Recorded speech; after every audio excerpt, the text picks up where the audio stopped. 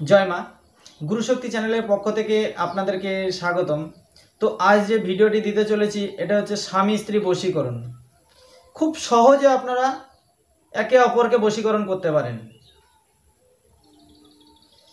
যে স্বামী স্ত্রীর কথা শুনতে বুঝতে চায় না, শুধু খিটখিটে মেজাজ, বনিবনা হচ্ছে না, সংসারের মধ্যে শুধু ঝগড়া অশান্তি লেগেই আছে। তো আমি যে আজকের যে গাছটির কথা বলবো আপনারা সেই গাছটি ব্যবহার করুন। গাছটি ব্যবহার করলে বুঝতে পারবেন, গাছ না ব্যবহার করলে আপনারা গাছের কি পাওয়ার আপনারা বুঝতে পারবেন না, গাছ যতক্ষণ না ব্যবহার করবেন। তো পুরুষের ক্ষেত্রে যদি আপনার ওয়াইফ আপনার কথা শুনছে না বা আপনাকে কোনো পাত্তাই দিতে চাইছে না, তো আপনার ওয়াইফকে আপনি কিভাবে বশীভূত করবেন? রেবতী নক্ষত্রের দিন, রেবতী নক্ষত্র চলাকালীন, পুরুষের ক্ষেত্রে বলছি, পুরুষ যখন স্ত্রীকে বশীকরণ করবেন তখন রেবতী নক্ষত্রের দিন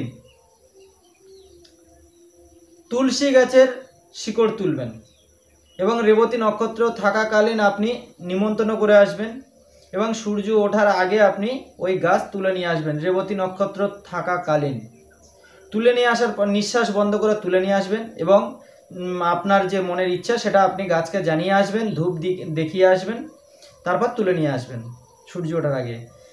আসার পর আপনার ওয়াইফ যে দিকটায় মাথা দিয়ে ঘুমায়, যে সাইডটায় মাথা দিয়ে ঘুমায় সেই সাইডের খাটের পায়ার তলায় আপনি পায়ার নিচেই রেখে দিন, শিকড়টা দিয়ে পায়াটা চেপে দিন।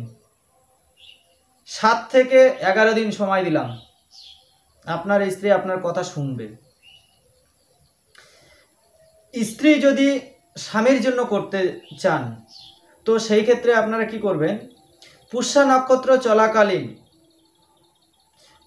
নক্ষত্র চলাকালীন পঞ্জিকাতে দেখে নেবেন পুষ্যা নক্ষত্র কখন চলছে বা কবে চলছে, কটা থেকে কটা পর্যন্ত চলছে।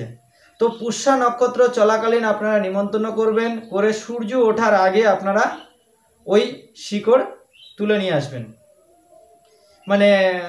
যেরকমভাবে বলে আপনার মনের ইচ্ছা আপনি বলবেন, বলে তুলে নিয়ে আসবেন। তুলে নিয়ে আসার পর আপনার হাজবেন্ড যেদিকে মাথা দিয়ে ঘুমায়, যে সাইডে, সেই সাইডের মাথার দিকের পায়াতে, খাটের পায়ার নিচেই ওই শিকড়টি রেখে দিন।